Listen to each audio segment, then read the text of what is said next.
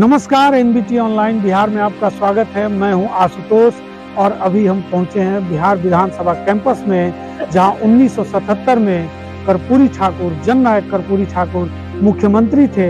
और उस वक्त जब विधानसभा की कार्यवाही होती थी तो क्या होती थी और किन मुद्दों को लेकर होती थी, वो चीजें आज हम आपको बताएंगे। इसी विधानसभा में बिहार की सियासत में सूचिता की राजनीति के पुरोधा कर्पूरी ठाकुर ने अपने मुख्यमंत्रित्व काल में कई साहसिक फैसले लिए थे। कर्पूरी ठाकुर को आज भी बिहार की राजनीति का भीष्म पितामह कहा जाता है। भले ही परिवर्तन की आंधी और आरक्षण की आग में उनकी सरकार चली गई हो, लेकिन उनके ऊंचे कद के सामने कोई भी सरकार बहुत छोटी रही।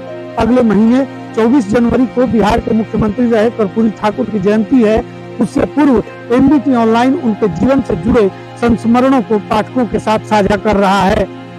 आपको हम बता दें कि भूपेंद्र नारायण यादव, जो नारायण मंडल विश्वविद्यालय के परीक्षा नियंत्रक रहे, वो लिखते हैं कि कर्पूरी ठाकुर ने सचिवालय से सभी अंग्रेजी टाइपराइटर को हटवा दिया था और बिना अंग्रेजी के मैट्रिक पास करने वालों के लिए कर्पूरी डिवीजन कायम कर दिया। भूपेंद्र नारायण यादव ने यह भी कहा था कि कर्पूरी ठाकुर ने अपने मुख्यमंत्रित्व काल में कई अहम फैसले लिए।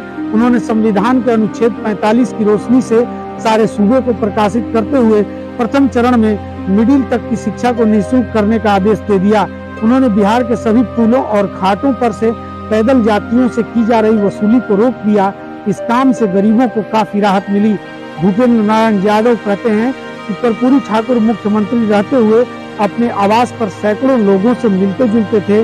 जो लोग पटना में रुकना चाहते थे, उन सब के लिए मुख्यमंत्री आवास में उचित प्रबंध किया जाता, जो आज की तारीख में राजा रानी की कहानी बनकर रह गई है। कर्पूरी ठाकुर महात्मा गांधी के सच्चे अनुयायी थे। बापू की वाणी उन्हें हमेशा याद रहती। बापू कहा करते थे, मैं शराब को चोरी और व्यभिचार दोनों से ज्यादा खराब मानता हूँ। यदि मुझे भारत का डिक्टेटर बना दिया जाए तो शराब की सभी दुकानों को बिना मुआवजा दिए बंद करा दूंगा।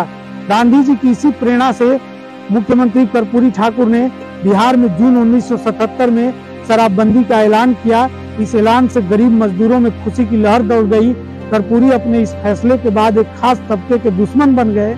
उस दौरान जनता पार्टी की सरकार के सहयोग में जनसंघ भी शामिल रही। कर्पूरी ठाकुर के इस फैसले के बाद बिहार में शराब माफिया सक्रिय हो गए। उन्होंने मुख्यमंत्री के खिलाफ लॉबिंग शुरू की। कहा जाता है कि शराब के व्यापार से जुड़े माफिया समूहों की एक गुप्त बैठक भी हुई थी। इस धंधे में शामिल दबंगों और माफियाओं को पीछे से कर्पूरी विरोधियों का सपोर्ट भी मिलने लगा। उसके बाद बिहार में एक नया आर्थिक तंत्र पनपने लगा। बिहार में अवैध शराब की खेप आने लगी। शराब माफिया ने राजनीतिक दबाव बनाने का खेल शुरू किया। उसके बाद महज 2.5 साल में कर्पूरी ठाकुर को 21 अप्रैल 1979 को मुख्यमंत्री पद से इस्तीफा देना पड़ा। उसके बाद नई सरकार ने आते ही शराबबंदी कानून को खत्म कर दिया। भूपेंद्र नारायण यादव ने अपने संस्मरण में लिखा है कि कर्पूरी ठाकुर ने और कई साहसिक फैसले लिए। शराबबंदी के बाद उन्होंने गरीब चौकीदार दफादार को 10 रुपये माहवारी वेतन की जगह 100 रुपये प्रति माह वेतन देकर उन्हें चतुर्थ श्रेणी के कर्मचारी का दर्जा दिया। वे गांधी मैदान में थोक डॉक्टरों और इंजीनियरों को बुलाकर नौकरी देने वाले बिहार के पहले मुख्यमंत्री बन गए। साक्ष्य के अंक में तत्कालीन मुख्यमंत्री डॉक्टर जगन्नाथ मिश्र की ओर से 1980-81 के बजट उपस्थान में सामान्य बजट पर वाद विवाद के क्रम में नेता विरोधी दल के रूप में कर्पूरी ठाकुर ने अपनी बात रखी। 9 जुलाई 1980 में बिहार विधानसभा में शराबबंदी के मुद्दे पर बोलते हुए कर्पूरी ठाकुर का दर्द छलक उठा। उन्होंने कहा कि अध्यक्ष महोदय, सबसे पहले मैं शराबबंदी के संबंध में अपना विचार व्यक्त करना चाहता हूँ। 4 जुलाई को हम लोगों ने इस सदन का बहिष्कार किया था।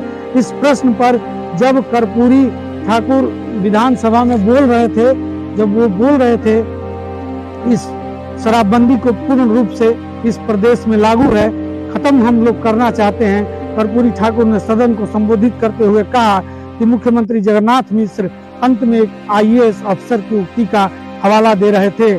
शराबबंदी कानून के खत्म करने के मुद्दे पर बिहार विधानसभा में बोलते हुए नेता विरोधी दल कर्पूरी ठाकुर ने कहा कि अध्यक्ष महोदय, स्वतंत्रता संग्राम के एक सिपाही की हैसियत से महात्मा गांधी के साथ जो भावनात्मक संबंध रहा, उस संबंध के नाते गरीबों के, हरिजनों के, आदिवासियों के सुख और कल्याण का ख्याल करने वाला होने के नाते मैं चाहता हूं कि बिहार सरकार का जो पहले का निर्णय है उसी निर्णय को पूर्ण शराबबंदी का जो निर्णय है उसे कायम रखना चाहिए।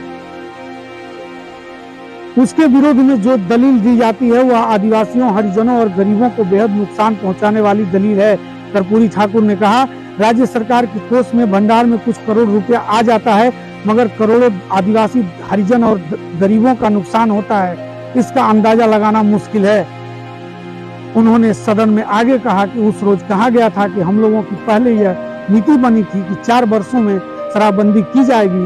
ये सही बात है, पहले ये निर्णय हम लोगों ने किया था, लेकिन अनुभव ने ये याद दिलाया कि अब हम शराबबंदी को इस चरण की अवधि के कार्यक्रम के अनुसार चलाते हैं तो 4 वर्षों में शराबबंदी करते हैं तो इससे सफलता प्राप्त करना कठिन है। कर्पूरी ठाकुर ने सदन में शराबबंदी को लेकर अपनी बात रखी और उन्होंने इसके समर्थन में महात्मा गांधी की बात को सामने रखा। वो बिहार विधानसभा में शराबबंदी के पक्ष में बोलते रहे। विरोधी और शराब माफिया भले कर्पूरी ठाकुर के उस फैसले की आलोचना करें, लेकिन वो गरीबों और दलितों के हित की चिंता करते थे।